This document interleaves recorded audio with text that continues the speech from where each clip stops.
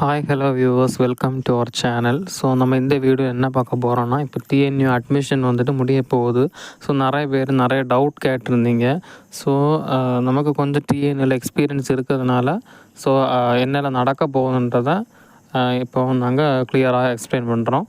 So first of all இப்போ admission வந்துட்டு எல்லாம் முடிகிறது ஸ்டேஜில் இருக்குது. காலேஜ் ஓப்பனிங் டேட்டு 12ன்னு சொல்லியிருக்காங்க, இல்லைன்னா 15. ரெண்டில் எதுன்னு கன்ஃபார்மாக தெரியல. உங்களுக்கு அலாட்மெண்ட் வரும்போது தான் தெரியும். இல்லைன்னா உங்கள் ஃபைனல் அலாட்மெண்ட் என்றைக்கு வருது, ஃபைனல் அலாட்மெண்ட்டு கூடிய சீக்கிரம் வரும். அதுக்கு நீங்கள் என்ன பண்ணணுன்னா, கண்டினியூஸாக மெயிலை வந்துட்டு நீங்கள் பார்த்துட்டே இருக்கணும்.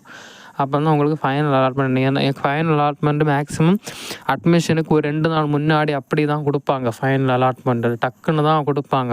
நீங்கள் தான் அதை பார்த்துக்கணும். ஸ்லைடிங் கொடுத்துருந்தாலும் இல்லைனாலும் ஃபைனல் அலாட்மெண்ட்டுன்னு ஒரு மெயில் கண்டிப்பாக உங்களுக்கு வரும். அதுதான் வந்துட்டு உங்கள் லாஸ்ட் அலாட்மெண்ட்டு. இப்போ ஸ்லைடிங் கொடுக்கலன்னா அதுதான் ஃபைனல் அலாட்மெண்ட்டு. இப்போ ஸ்லைடிங் கொடுத்துருந்தோம் உங்களுக்கு அடுத்தடுத்த காலேஜோட அப்டேட்ஸ் வந்துட்டு ஃபஸ்ட் அலாட்மெண்ட், செகண்ட் அலாட்மெண்ட் வந்து லாஸ்ட்டு ஃபைனல் அலாட்மெண்ட்னு ஒரு அலாட்மெண்ட் வரும். அது வரைக்கும் நீங்கள் பார்த்துட்டே தான் இருக்கணும். புரியுதா? நெக்ஸ்ட்டு இந்த அலாட்மெண்ட் வந்ததுக்கு அப்புறம் தான் நீங்கள் எந்த காலேஜுன்னு உங்களுக்கு தெரியும். உங்களோட நம்பர் அண்ட் டீட்டெயில்ஸ் எல்லாமே அந்தந்த காலேஜுக்கு வந்துட்டு கொடுத்துருவாங்க யூனிவர்சிட்டியிலேருந்து. ஸோ அவங்க வந்துட்டு உங்களுக்கு எதர் வாட்ஸ்அப் குரூப்பாகவோ இல்லைன்னா காண்டாக்ட் ஏதாவது பண்ணி உங்களுக்கு விஷயத்த சொல்லுவாங்க. அதுக்கப்புறம் நீங்கள் வந்துட்டு போகிற மாதிரி இருக்கும். 12 இல்லைன்னா 15 இதுதான் உங்களுக்கு டேட்டு. காலேஜ் ஓப்பனிங் ஆகிருக்கும். அது வந்துட்டு அப்டேட் வந்துட்டு உங்களுக்கு வரும். எப்போவுமே கொஞ்சம் இது மாதிரி டிலேயாக தான் வரும் இந்த அப்டேட்ஸ் எல்லாம். ஸோ அதை வந்துட்டு பார்த்துக்கோங்க. ஸோ அதுக்கப்புறம் வந்துட்டு இம்பார்ட்டண்ட் உள்ள திங்ஸ் வந்துட்டு என்னென்னா, உங்களுக்கு வந்துட்டு நீங்கள் எதெல்லாம் திங்ஸ் வந்துட்டு எடுத்துகிட்டு வரணும். ஐ மீன் மெயினாக டாக்குமெண்ட்ஸ் வந்துட்டு எல்லாமே ஆன்லைன் பேமெண்ட் தான் பண்ணியிருப்பீங்க. ஸோ அதோ எல்லாத்தோட ரெசிப்ட்ஸும் நீங்கள் கண்டிப்பாக ஜெராக்ஸ் எடுத்து வச்சுக்கணும். புரியுதா? ஜெராக்ஸ் அது மாதிரி நீங்கள் வந்துட்டு உங்களோட டிஎன்ஏவில் நீங்கள் கொடுத்துருப்பீங்க உங்களோட டிசி முதல்ல மார்க் ஷீட் அந்த விஷயங்களெல்லாம். ஸோ அதோட ஜெராக்ஸ் எல்லாம் நீங்கள் ஒன்று கையில் எடுத்து வச்சுக்கணும். எல்லாத்தோட ஜெராக்ஸ் ஒரு 3 காப்பி நீங்கள் கையில் கண்டிப்பாக எடுத்து வச்சுக்கணும். ஸோ ரெஃபரன்ஸுக்கு வீட்லேயும் எடுத்து வச்சுக்கணும். ஏன்னா நம்ம கையில் ஒரிஜினல் இல்லாததுனால காப்பி தான் இம்பார்ட்டண்ட்டு. ஸோ எல்லா டாக்குமெண்ட்ஸோட ஜெராக்ஸும் கண்டிப்பாக நீங்கள் எடுத்துகிட்டு வரணும். காலேஜுக்கு வரும்போது பாஸ்போர்ட் சைஸ் ஃபோட்டோஸ் ஒரு 10 ஃபோட்டோவாவது நீங்கள் எடுத்து ரெடியாக எடுத்துகிட்டு கொண்டு வரணும். அது மாதிரி உங்கள் ஆதார் கார்டு ஜெராக்ஸு, அந்த ரேஷன் கார்டு ஜெராக்ஸு, அது இது எல்லாம் பேரண்ட்ஸோட ஆதார் கார்டு எல்லாத்தையுமே உங்களுக்கு என்னெல்லாம் டாக்குமெண்ட்ஸ் இருக்கோ அது எல்லாத்தையும் நீங்கள் எடுத்து வச்சுக்கணும். புரியுதா? ஸோ இது வந்துட்டு டாக்குமெண்ட்ஸை பொறுத்த வரைக்கும். அதுவும் இல்லாமல் மெயினாக இங்கே வந்து காலேஜில் வந்ததுக்கப்புறம் நீங்கள் வந்துட்டு ஹாஸ்டலில் வந்துட்டு அக்காமடேட் பண்ணுவீங்கல்ல, அதுக்கு ஃபீஸ் பே பண்ணுற மாதிரி தான் இருக்கும். அதுவும் நெட்டில் இன்டர்நெட் வழியோ இல்லாமலான்னு தெரியல, அதை பற்றி தெரியல கிளியராக. ஸோ ஹாஸ்டல் வந்ததுக்கப்புறம் ஹாஸ்டல் டொனேஷன் ஃபீஸ் எல்லாம் வாங்குவாங்க. ஓகே, ஸோ அதுக்கு கையில் காசை கண்டிப்பாக வச்சுக்கணும். நெக்ஸ்ட்டு ஃபீஸு மிச்சம் உள்ள வேறு டீட்டெயில்ஸ் எல்லா ஃபீஸுமே ஆன்லைன் பேமெண்ட் வழி தான் பே பண்ணணும். ஸோ அங்கே ஆன்லைன்லேயே பே பண்ணிவிட்டு வந்துடுங்க. புரியுதா? அவங்க வந்துட்டு யூனிவர்சிட்டியில் காசு வாங்கியிருக்க மாட்டாங்க. அவங்க என்ன சொல்லியிருப்பாங்க, நீங்கள் வந்துட்டு ஆன்லைன்லேயே பே பண்ணிடுங்க அப்படின்னு தான் யூனிவர்சிட்டி சொல்லியிருப்பாங்க. ஸோ ஆன்லைனில் எல்லாத்தையுமே பே பண்ணி முடிச்சுட்டு காலேஜுக்கு வாங்க. ஓகே, வேறு ஏதாவது பேமெண்ட் எக்ஸ்ட்ரா இருந்தால் நம்ம காலேஜில் வந்ததுக்கப்புறம் அவங்க சொல்லுவாங்க. ஓகே, ஸோ அது ஒரு விஷயம். நெக்ஸ்ட்டு ஸோ இதுதான் மெயினாக சொல்லக்கூடிய விஷயங்கள். நெக்ஸ்ட்டு வந்துட்டு பார்க்கக்கூடியது என்னென்னா, நம்ம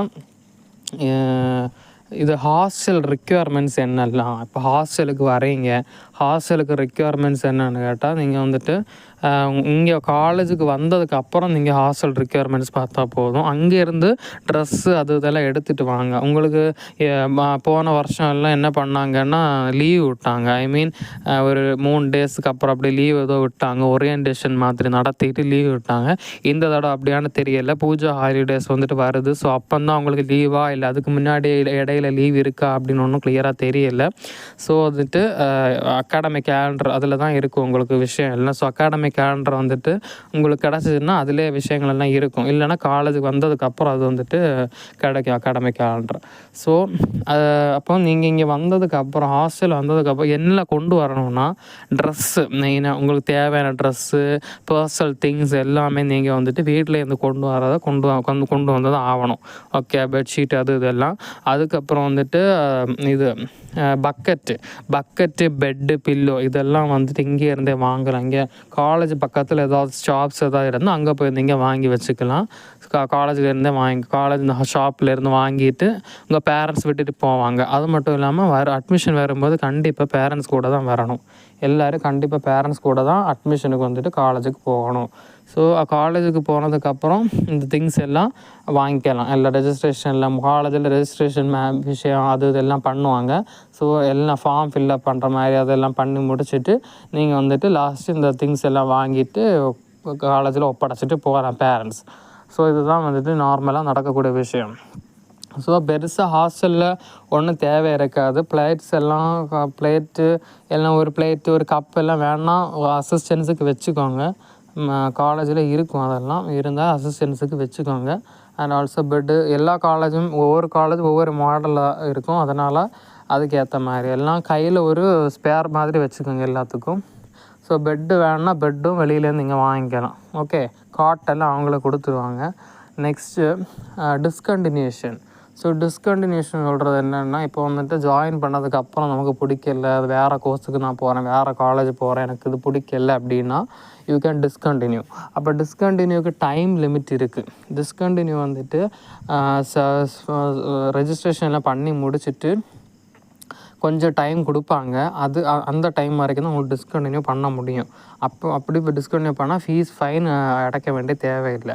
ஸோ அப்போ அது எப்படி தெரியணும்னா நமக்கு வந்துட்டு ஒரு இது கொடுப்பாங்க, ஒரு லெட்டர் மாதிரி கொடுத்துட்டு அங்கே அதாவது காலேஜ்லேயே கிளாஸில் இருக்கும்போதோ அந்த டைமில் வந்து ஒரு லெட்டர் மாதிரி கொடுத்து சைன் போட்டு வாங்குவாங்க.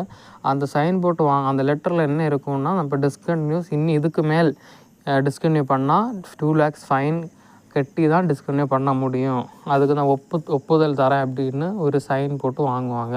ஸோ அதனால் அந்த சைன் வந்துட்டு வாங்குறதுக்கு முன்னாடி நீங்கள் டிஸ்கண்டினியூ பண்ணால் ஃபைன் கட்ட வேண்டிய தேவையில்லை. அதுக்கப்புறம் டிஸ்கண்டினியூ பண்ணால் கண்டிப்பாக 2 lakhs ஃபைன் கட்டினா தான் அவங்களோட டாக்குமெண்ட்ஸ் எல்லாம் கொடுப்பாங்க. ஓகே, ஸோ இதுதான் நார்மல் திங்ஸு, புரியுதா? ஸோ ஓவராலாக என்ன சொல்லணுன்னா, அலாட்மெண்ட் வரும் மெயிலை மட்டும் கண்டிப்பாக பார்த்துட்டே இருங்க.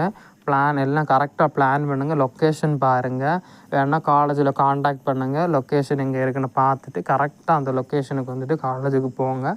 டைம் எல்லாம் அவங்களே சொல்லுவாங்க. மெயினாக அந்த டாக்குமெண்ட்ஸு எல்லாத்தையும் வந்துட்டு கரெக்டாக எல்லா ஜெராக்ஸு எல்லாத்தையுமே எடுத்து, அது மட்டும் இல்லாமல் வரும்போது ஃபைல் எடுத்துகிட்டு வாங்க. சில டைம் வந்துட்டு உங்கள்கிட்ட ஃபைலு கேட்பாங்க, டாக்குமெண்ட்ஸ் செப்பரேட் பண்ணி வச்சுக்கிறதுக்கு ஃபைல் கேட்பாங்க. ஸோ ஃபைல் வந்துட்டு வாங்கிட்டு வாங்க. உங்கள் பர்சனல் யூஸுக்கு ஒரு ஃபைல் வச்சுக்கோங்க, இந்த டாக்குமெண்ட்ஸுக்கு ஒரு ஃபைல் வச்சுக்கோங்க. அப்போ ஃபைல் வாங்கிட்டு வாங்க. அதுக்கப்புறம் எல்லா டாக்குமெண்ட்ஸ், ஜெராக்ஸு, ஃபோட்டோ எல்லாமே ஆன்லைன் பேமெண்ட்டோட எல்லா ரெசிப்ட்ஸும் ஜெராக்ஸ் போட்டு வச்சுக்கோங்க.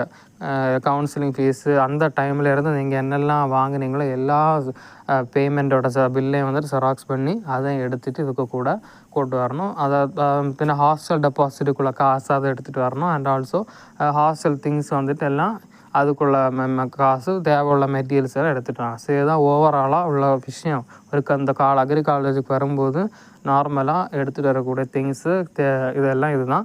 ஸோ இதுக்கு மேலே உங்களுக்கு டவுட் இருந்தால் மெசேஜ் பண்ணுங்கள். அண்ட் ஆல்சோ அலாட்மெண்ட்டு நான் வந்துட்டு இந்த சேனலோட மெயில் வந்துட்டு கொடுக்குறேன் டிஸ்கிரிப்ஷனில். அதில் வந்துட்டு யாருக்காச்சும் அலாட்மெண்ட்டு வந்துச்சுன்னா அதை மட்டும் எனக்கு வந்துட்டு ஒரு மெயில் மட்டும் பண்ணி விடுங்க. அந்த மெயிலில் அந்த டாக்குமெண்ட்டை வந்துட்டு அட்டாச்மெண்ட் அலாட்மெண்ட்டோ இல்லை ஃபர்தர் நோட்டிஃபிகேஷன் லாஸ்ட்டாக என்ன வந்துச்சோ அதை மட்டும் யாராவது ஒரு ஆள் அனுப்பி விடுங்க. ஏன்னா அது வந்துட்டு ஒவ்வொரு ஸ்டூடெண்ட்ஸுக்கு போகிறது நமக்கு தெரியாது. ஸோ அதை வந்துட்டு தெரிஞ்சால் அதுக்கு ஃபர்தராக என்ன பண்ணணுன்றதை எக்ஸ்பிளைன் பண்ணி அடுத்த வீடியோவில் நான் போடுறேன். Okay, so thank you and follow and subscribe our channel.